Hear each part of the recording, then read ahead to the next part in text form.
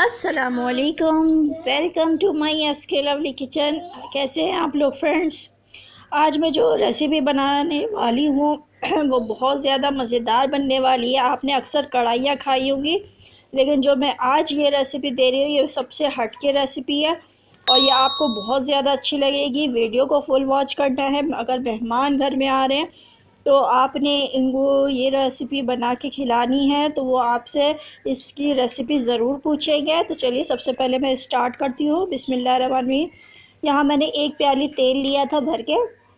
इसमें मैंने बिल्कुल बारीक पिसी हुई प्याज ली है। चाहे तो आप इसको चॉप प्याज करके भी डाल सकते हैं। ये यहाँ पर मैंने लेकिन इसको पीस लिया था।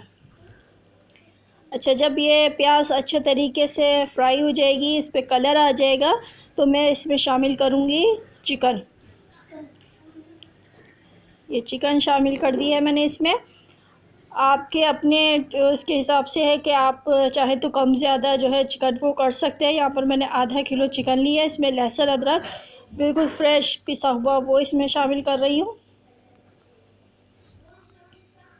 अच्छे तरीके से हमने इसको भूनना है चिकन को प्याज और लहसुन के साथ।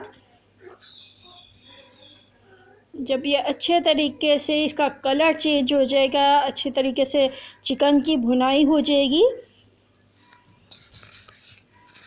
तो इसमें मैं दूसरे मसाले ऐड करूँगी। ये देखिए यहाँ पर कलर आ गया था, भुनाई अच्छे तरीके से हो गई है। प्याज जो थी उसका भी पानी जो है वो खुश्क हो गया, ड्राई हो चुका है। यहाँ पर मैंने टमाटर लिए स्लाइसिस में कटे हुए, ये मैंने 2 अदद लिए हैं, ये इसमें शामिल कर रही हूँ। हरी मिर्च डाल रही हूँ 4 से 5 अदद, इनको भी मैंने बीच से काट लिया था।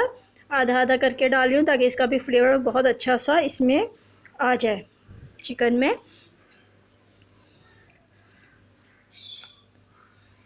इनको पकाने के बाद अब मैं इसमें दूसरे मसाले शामिल करूँगी, जिसमें नमक है। नमक इसमें जाएगा आधा टीस्पून आप डालिएगा, क्योंकि इसमें मैं काला नमक भी शामिल करूँगी।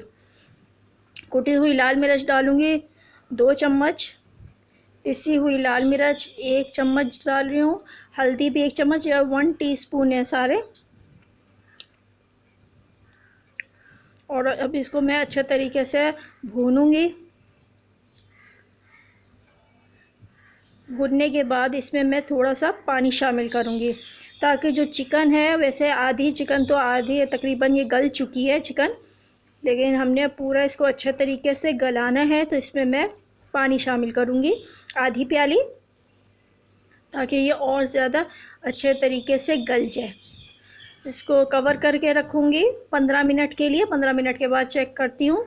ये देखें टमाटर भी सॉफ़्ट हो चुके हैं, चिकन भी गल चुका है, और हम इसकी करेंगे अच्छे तरीके से भुनाई। इस टाइम पे मैं यहाँ पर डालूँगी इसमें ज़ीरा पिसा हुआ और धनिया डालूँगी इसमें। साबित धनिया इसमें जाएगा और ज़ीरा जाएगा, ये 1 टीस्पून इसमें शामिल करूँगी, जिससे इसका जो फ्लेवर है वो और ज़्यादा मज़ेदार हो जाएगा। खुशबू ऐसी मज़ेदार सी आएगी कि आप इसका फ्लेवर बहुत अच्छा हो जाएगा। काला नमक इसमें डाल रही हूँ 1 टीस्पून। चाट मसाला इसमें जाएगा, ये भी 1 टीस्पून डाला है। यकीन मानिए कि ये कढ़ाई जो आप खाते हैं रेस्टोरेंटों में जाके, उससे और ज़्यादा मज़ेदार ये कढ़ाई बनती है घर में। ये बिल्कुल डिफरेंट कढ़ाई मैंने आज आपको बनाना सिखा रही हूँ। इसको अच्छे तरीके से भूनने के बाद मैं डिश आउट करती हूँ।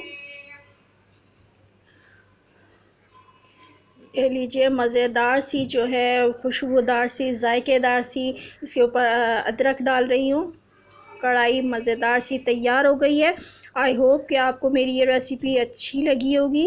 फ़ीडबैक ज़रूर दीजिएगा और इसको ट्राई ज़रूर करना है और मुझे बताना है कि आपको ये मेरी रेसिपी कैसी लगी है। मिलती हूँ नेक्स्ट रेसिपी के साथ, तब तक के लिए अल्लाह हाफ़िज़।